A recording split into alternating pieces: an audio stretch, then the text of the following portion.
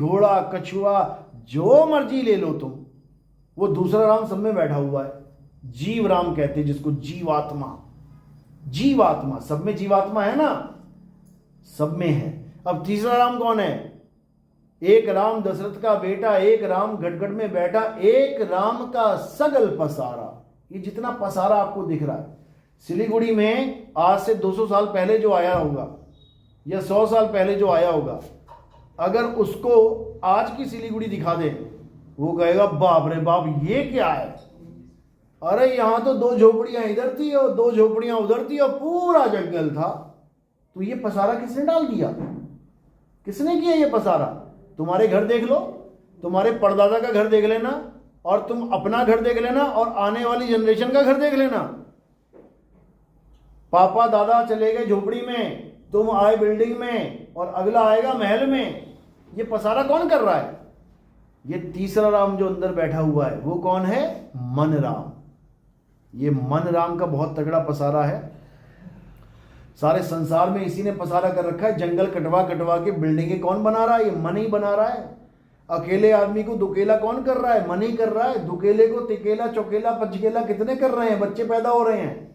अकेला आदमी बैठा बैठा बोर हो रहा है तो उसका मन कहता है शादी कर ले, शादी कर लेता है। उसके बाद यहां तक भी नहीं रुकता, उसके बाद आगे पसारा, 1 बच्चा, 2 बच्चा, 3 बच्चा कर रहा है। ये मन का पसारा है, सारा खेल मन का है। तो कह रहे हैं एक राम दशरथ का बेटा, एक राम घटघट में बैठा, एक राम का सगल पसारा, एक राम तीनों से न्यारा। ये जो तीनों से न्यारा राम है, ये कौन है? ये हम सबका पिता है, जिसको परम पिता परमात्मा कहते हैं, जिसका आगे कोई पिता नहीं है। परम पिता, सबका पिता, उसका कोई पिता नहीं है।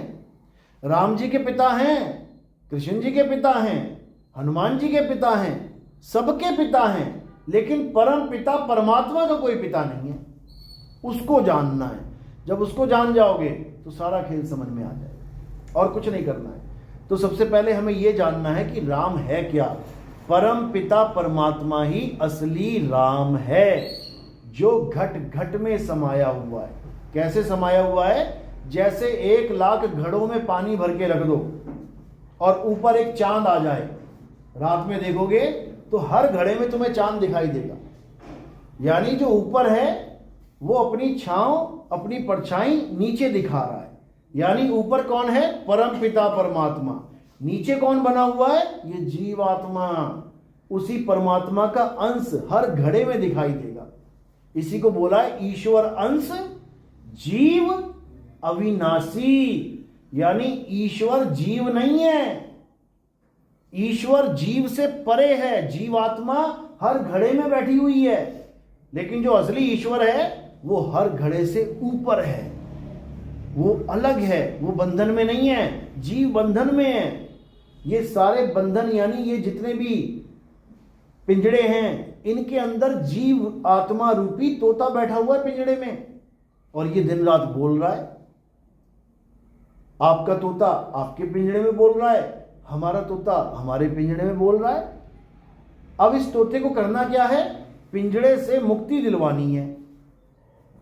अब गुरु ऐसा मिल गया जो कह रहा है कि पिंजड़े में ही परमात्मा है। यानी तुम पूछो गुरुजी परमात्मा कहां रहता है? अरे बेटा तेरी शरीर में परमात्मा रहता है। अगर ये बोलने वाला गुरु तुम्हें मिल गया तो समझ लो कि तुम फंस गए। ये बिल्कुल वैसा हो गया जैसे किसी कैदी को बोला जा रहा है, अरे बेटा तेरा पिता वो जेल में ही रहता है। तो कैदी की खोज खत्म। कैदी कभी सोच भी नहीं सकता कि मैं जेल से बाहर जाऊं और अपने पिता से मिलूं। वो क्या सोच रहा है? अरे जेल में ही मेरा पिता, मैं भी जेल में, मेरा पिता भी जेल में। सबसे बड़ा अज्ञान है दुनिया का ये। जिस पिता को वो जेल में बता रहे हैं, असल वो पिता नहीं है। वो कौन है? वो तीसरा राम है। तीसरा राम यानी दूसरे राम से, यानी तुमसे तीसरे राम की पूजा करवाई जा रही है, मन की पूजा करवाई जा रही है। और ये मन कहां बैठा है? ये यहां बैठा हुआ है, जिसको हम कहते हैं इंगला पिंगला सुषमना, जिसको हम कहते हैं शिव नेत्र, जिसको हम कहते हैं तीसरा तिल, जिसको हम कहते हैं 3rd आई। जिसको हम कहते हैं त्रिकुटी, यहां पर वो मन बैठा हुआ है और उसका स्वरूप क्या है? बाबा नानक समझा रहे हैं, मन तू ज्योत स्वरूप है अपना मूल पछाण। यानी यहां पर जो ज्योत जल रही है, आप देखोगे हिंदू धर्म में टीका लगाया जाता है। टीका क्यों लगाया जाता है? बिंदी क्यों लगाते हैं? लेडीज बिंदी लगाती हैं और जेंट्स टीका लगाते हैं। क्यों लगाते हैं? कारण क्या है? यही कारण है ताकि तुम्हारा ध्यान हमेशा यहां लगा रहे। जब तुम बिंदी लगा लेते हो तब क्या होता है, ना चाहते हुए तुम्हारा ध्यान एकाग्र रहता है यहां पर। और जब हम टीका लगा लेते हैं तो ना चाहते हुए भी हमारा ध्यान वहीं रहता है। क्यों? क्योंकि ठंडक मिलती रहती है, टीके में कपूर होता है, चंदन होता है, लगा लिया। अब यहाँ जहां पर ठंड लग रही है बढ़िया, वहीं पे ध्यान एकाग्र हो रहा है। तो किसकी साधना कर रहे हैं हम? उसी तीसरे राम की, जो मन है, मन स्वरूपी राम। और उसी मन की पूजा ब्रह्मा विष्णु महेश जी, गौरी गणेश जी और जितने देवी देवता ये सब उसी की पूजा करते हैं। उस मन का नाम क्या है असली? उसका नाम है अलख निरंजन। नाम सुना होगा, अलख निरंजन। कौन है ये? कभी फोटो देखी इसकी? कभी इसके बारे में सुना है कि कोई स्टोरी, जैसे राम जी, कृष्ण जी, हनुमान जी की स्टोरीज हैं, हमें काफी स्टोरीज आती हैं। हाँ बोलते थे, लेकिन है कौन? अब मैं बोलूं मोदी तो समझ में आता है आप लोग को कि किसकी बात चल रही है। अब साउथ अफ्रीका वाले हबशियों को क्या पता जंगल में जो बैठे हैं किसका नाम है ये? वो तो केवल सुन रहे हैं कि मोदी बोला, लेकिन वो जानते नहीं है कि मोदी है कौन। इसी प्रकार जो जान रहे हैं उन्होंने कहा अलख निरंजन, और जो नहीं जान रहे वो केवल नाम सुन रहे हैं। तो जो केवल नाम सुन रहे हैं उनको कभी समझ में आ ही नहीं सकता कि वो है क्या। अलख निरंजन कौन है? तुम्हारा मन ही अलख निरंजन है। अलख यानी जिसको कोई लख नहीं सकता, जिसको कोई लख नहीं सकता, लेकिन सारी उम्र उसकी गुलामी कर रहे हो तुम। मन की गुलामी कर रहे हो। कैसे कर रहे हो? अब लोग कहेंगे कि भाई हम तो नहीं करते, सुबह से लेके शाम तक करते हो। मम्मी ने उठाया, उठ जा बेटा उठ जा। कब उठोगे? मम्मी बोले और बेटा उठ जाए, फिर इससे बढ़िया क्या चीज है? लेकिन बेटा नहीं उठेगा। क्यों? कब उठेगा? जब उसका मन कहेगा। अगर तुम्हारा मन नहीं है उठने को तो मां 10 बार बोल के चली जाएगी। तुम मां की गुलामी नहीं कर रहे हो, तुम किसकी गुलामी कर रहे हो? अपने मन की। मन कह रहा है अरे सो जा भाई, कोई बात नहीं, बोलते रहते हैं, जाने दे इसको। तो तुम सो जाओगे, और जब मन कहेगा अरे उठ भाई टाइम हो गया, एकदम उठ जाओगे। किसकी गुलामी करी? मन की।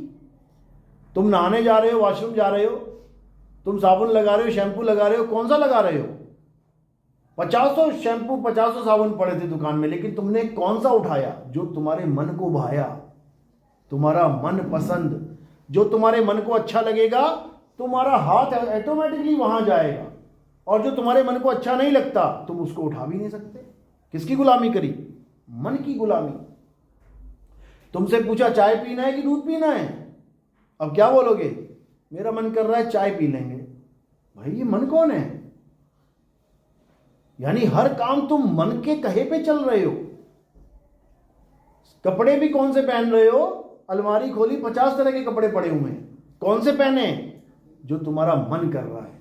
यानी हर काम हम अपने मन के अनुसार कर रहे हैं, इस मन की ही गुलामी कर रहे हैं। ये मन ही अलख निरंजन है और इसने सबको उलझा रखा है, सबको, किसी को नहीं छोड़ा इसने। यहां तक कि ब्रह्मा विष्णु महेश भी इसकी साधना करते हैं और ये सबके अंदर बैठा हुआ है। यही सबको श्राप और यही सबको वरदान देता है, ये मन ही देता है। कोई लड़का आया तुम्हारे पास, बच्चा आया, खूब टांगे दबाई, तुम्हारे मन को बड़ा अच्छा लगा, तो तुमने क्या कहा? बेटा जुग जुग जियो, आशीर्वाद है।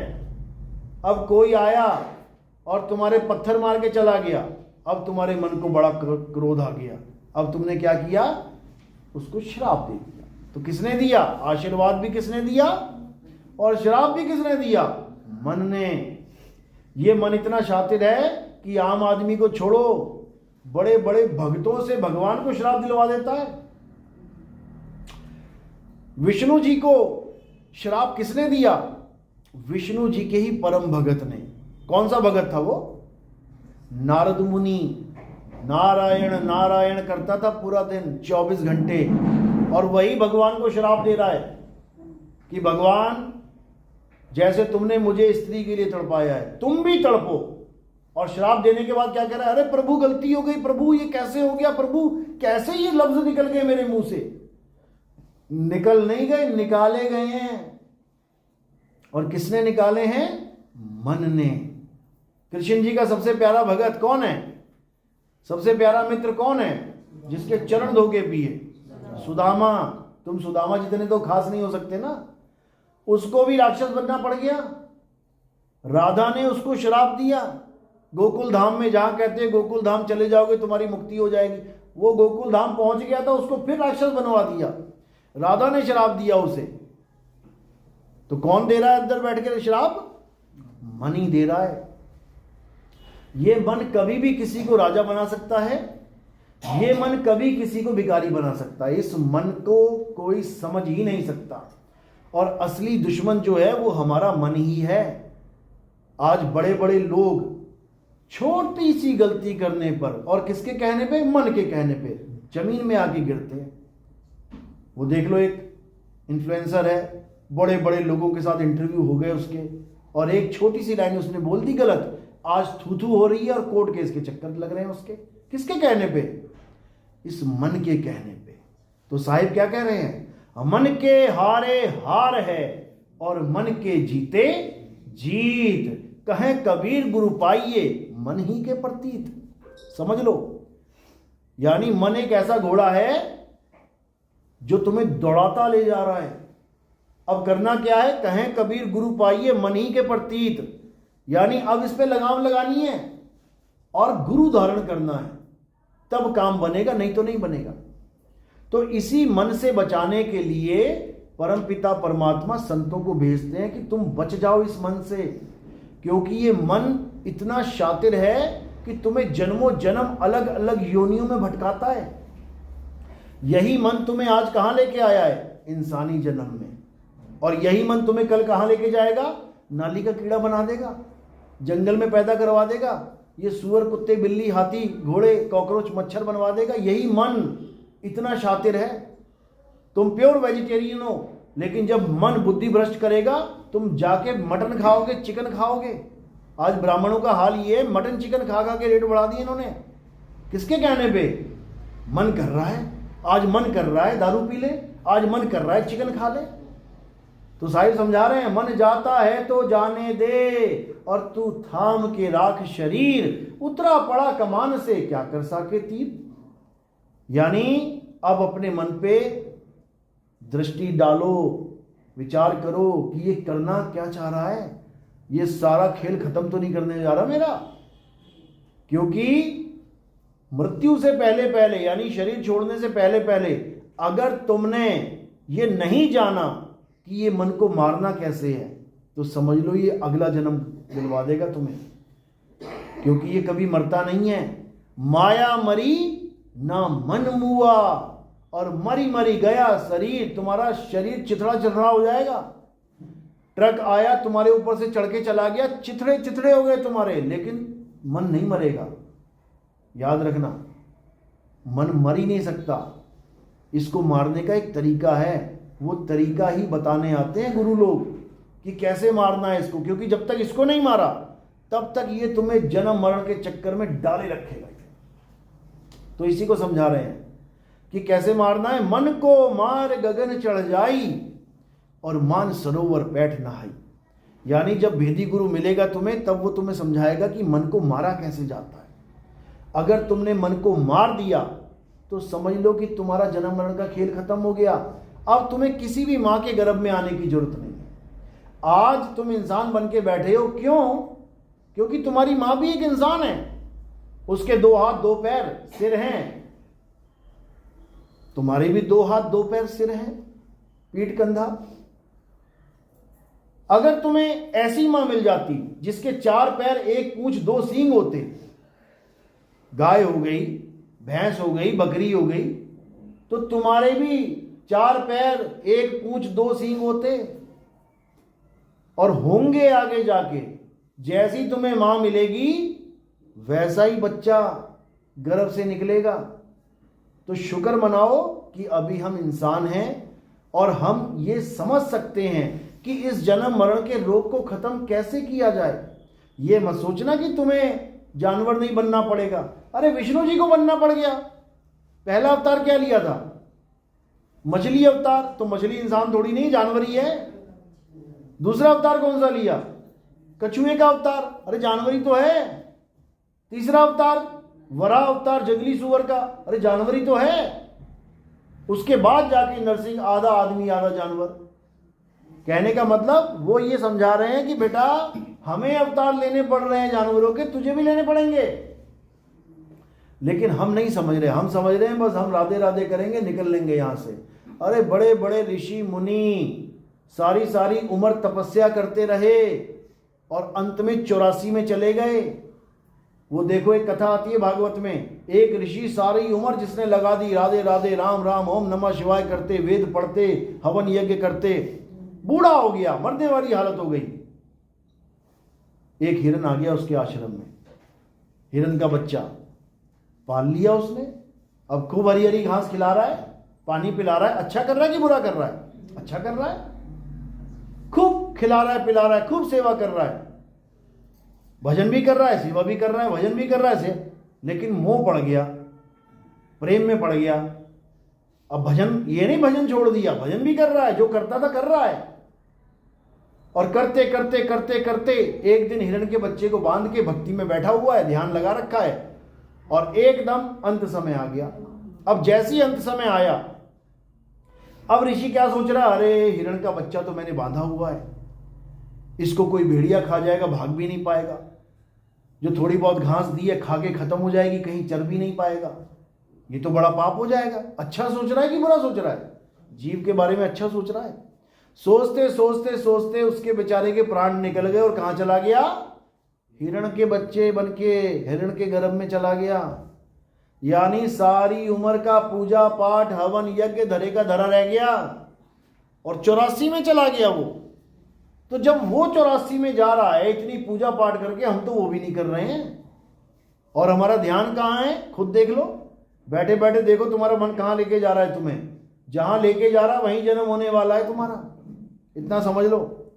किसी ने कुत्ता पाल लिया तो कुत्ते पे ही लगा रखा उसने ध्यान, इंजेक्शन लगवाऊंगा, शैम्पू से नहलाऊंगा, ऐसा करूंगा वैसा करूंगा, सारा दिन कुत्ते कुत्ते कुत्ते, तो अंत में भी कुत्ते ही बन जाएगा वो, समझ लो।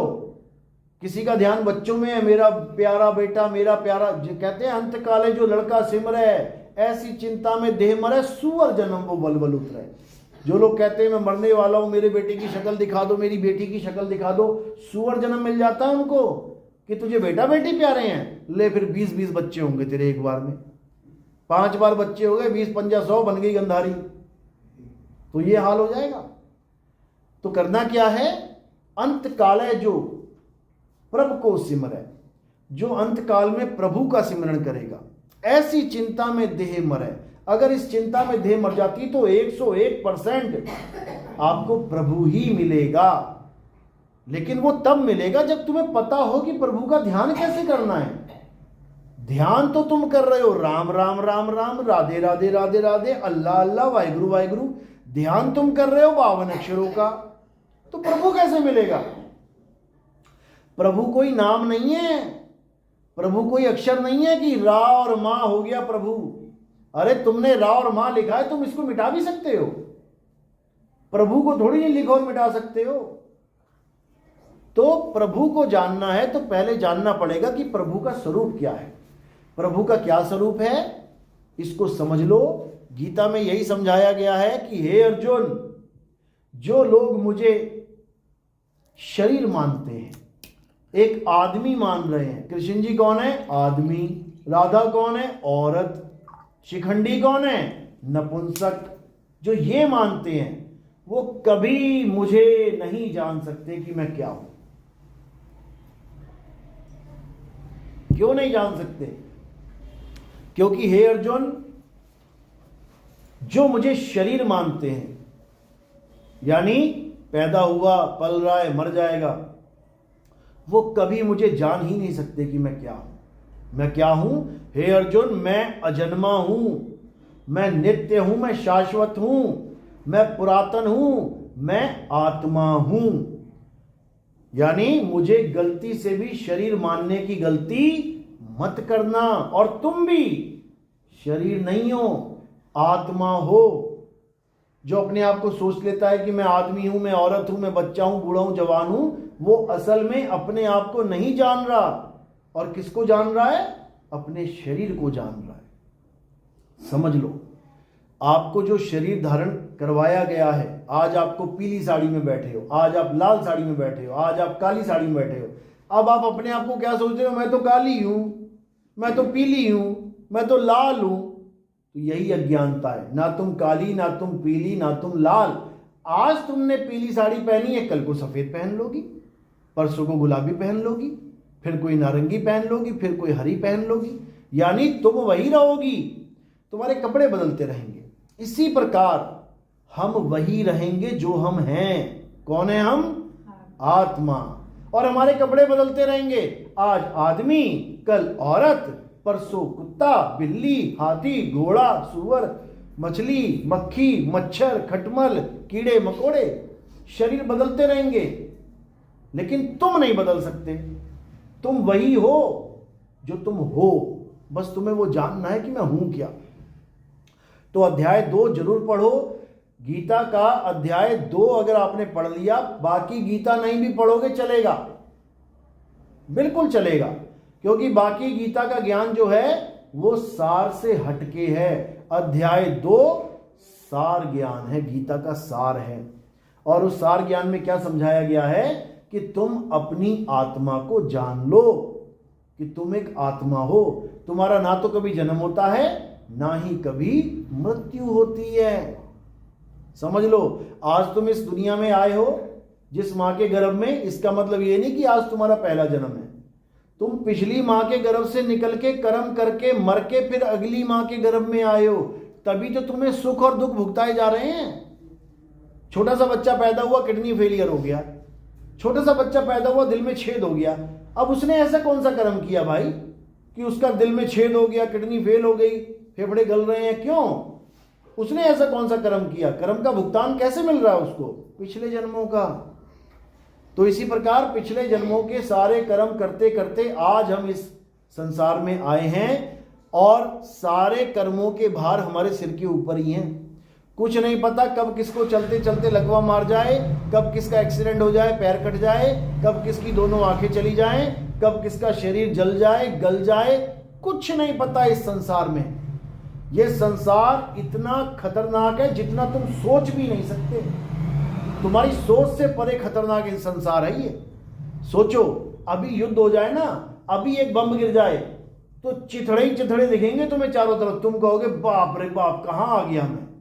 अभी सब कुछ शांत है तो लग रहा है बस यही है, एक मकान बनाए दूसरा भी बना लूं, तीसरा भी बना लूं, राजपाट कर लूं, राजा बन जाऊं यहां का। और जब यहां मिसाइलें गिरने लग जाएंगी ना तो सिर छुपाने के लिए भागोगे, कहां फंस गया, हे भगवान ले चलो मुझे यहां से। समझ लो, ये इतना खतरनाक जंगल है जिस जंगल में हम आ चुके हैं। बस हमने क्या कर दिया है, जंगल को शहर बना दिया है। आदि मानव जब आए थे जंगल में आए थे, एक झोपड़ी तक नहीं थी। लेकिन आज देखो बिल्डिंगें बनी हुई है, कोई छोड़ने को तैयार ही नहीं है। सब कह रहे हैं यही रहेंगे, यही है असली घर, यही है अपना धाम। लेकिन ये अपना घर नहीं है। कुछ समय के लिए मिला है, तुम 100 मंजिलें भी बना लोगे ना तब भी छोड़ के जाना पड़ेगा तुम्हें। और ये मत सोचो कि तुम नहीं जाओगे, तुम भी जाओगे। रोज देख रहे हो कोई ना कोई निकल रहा है, अटैक आ रहा है, मर रहा है, वीडियो देख रहे हैं, नासी नासी लड़की गिर गई। हम भी गिर जाएंगे एक दिन। अब कोई कहे कि हाँ सबने गिरना है, अरे गिरना सबने है, लेकिन तुम करने क्या आए हो इस दुनिया में वो तो जान लो। मरना सबने है, लेकिन काम क्या करने आए हो? मरने से पहले क्या काम ऐसा कर लो कि तुम्हारा जन्म सफल हो जाए, वही नहीं पता किसी को। हिंदू राम राम जपने में लग गया, राधे राधे ओम नमः शिवाय जपने में लग गया, मुसलमान अल्लाह अल्लाह करने में लग गया, नमाजें पढ़ने में लग गया, सिख वाहिगुरु वाहिगुरु जपने में लग गया, वो ईसाई चर्च में जाके जपने में लग गया। ये जपने अपने का वाला काम नहीं है। क्या करना है? अपनी आत्मा को जानना है। जैसे ही आपने अपनी आत्मा को जान लिया तो आपको क्या होगा? आपको ये बोध हो जाएगा कि मैं शरीर नहीं आत्मा हूं। और जैसे ही ये बोध हो गया तुम्हें कि मैं शरीर नहीं मैं आत्मा हूं, उसके बाद तुम्हारे जीवन से मौत नाम का शब्द खत्म हो जाएगा। उसके बाद तुम कभी मरोगे ही नहीं। कबीर साहब समझा रहे हैं वाणी में, हम ना मरिब मरिब संसारा, हमको मिला जियावन हारा। कबीर साहब कह रहे हैं अब मेरी मौत नहीं हो सकती, मैं मर ही नहीं सकता कभी। क्यों? क्योंकि मेरे गुरु ने मुझे आत्मा का ज्ञान दे दिया। मैं समझ गया कि मैं आत्मा हूं। जब तक मैं नहीं समझा था कि मैं आत्मा हूं, मैं अपने आप को आदमी, अपने आप को औरत, अपने आप को बच्चा, बूढ़ा, जवान मान रहा था। मेरे दिमाग में ये फीड कर दिया गया कि बेटा ये तेरी डेट ऑफ बर्थ है और एक दिन तू मर जाएगा। यही सबसे बड़ा झूठ है इस संसार का। लोग कहते हैं सबसे बड़ा सच क्या है? मौत सबसे बड़ा सच है। मौत सबसे बड़ा झूठ है इस संसार का। कोई मरता ही नहीं है, कोई कभी नहीं मरता। अगर मरी जाए तो स्वर्ग कौन जाए, नरक कौन जाए? मर ही गया तो जाएगा कौन? जा रहा है, इसका मतलब मरा नहीं है, मरा नहीं है। एक धोखा है आंखों का कि देखो मर गया, मरा नहीं है। उसको तो यमदूत ले जा रहे हैं मार मार के। मर ही गया होता तो यमदूत मार किसको रहे हैं? यही समझना है। कोई नहीं मरता। मरने का मतलब क्या है? सोया मोया एक बराबर। जैसे आप सोते हो, जब आप सोते हो तो क्या होता है? आप आराम से चादर तान के सो गए। अब दुनिया देख रही है आप सो गए, लेकिन क्या आप सो गए? कभी नहीं सोते। उसी वक्त तुम दूसरी दुनिया में प्रवेश कर जाते हो। अब क्या दिख रहा है तुम्हें? हाथी आ रहा है सामने से, शेर आ रहा है दहाड़ता हुआ, तुम पानी में गिरे हुए हो, तुम बचाओ बचाओ कर रहे हो, तुम्हें कुएं में फेंक दिया। अरे तुम तो सो रहे हो, तुम तो सो रहे हो, तुम कुएं में कैसे गिर गए? क्योंकि तुम सो नहीं रहे हो। सो कौन रहा है? तुम्हारा शरीर सो रहा है और तुम क्या कर रहे हो?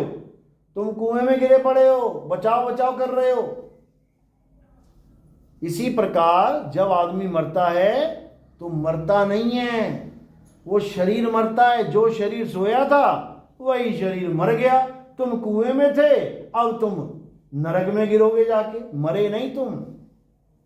अच्छे कर्म किए हैं तो तुम्हें स्वर्ग में ट्रांसफर कर दिया जाएगा। स्वर्ग और नरक क्या होता है? सपने में दोनों का खेल चलता है। सपनों में दोनों के डेमो दिए जाते हैं आपको। जब आपको अच्छे अच्छे सपने आते हैं, लॉटरी लग गई, करोड़पति बन गए, खूब बढ़िया नाच रहे हो, गा रहे हो, खा रहे हो, पी रहे हो, वो स्वर्ग है। और जब देखा भूत प्रेत आ गए पकड़ने के लिए, शेर दौड़ा रहा है, कुत्ते भगा रहे हैं, डूब रहा हूं नदी में, ये नरक है। और इन दोनों का ही अनुभव करवाया जाता है मरने के बाद आपको। वहीं जाना है आपने वापस घूम के। उसको सूक्ष्म जगत कहते हैं, उसको सूक्ष्म सृष्टि कहते हैं। वहां कौन जाता है? सूक्ष्म शरीर जाता है। आपकी इस बॉडी के अंदर एक और शरीर है जिसको सूक्ष्म शरीर कहते हैं।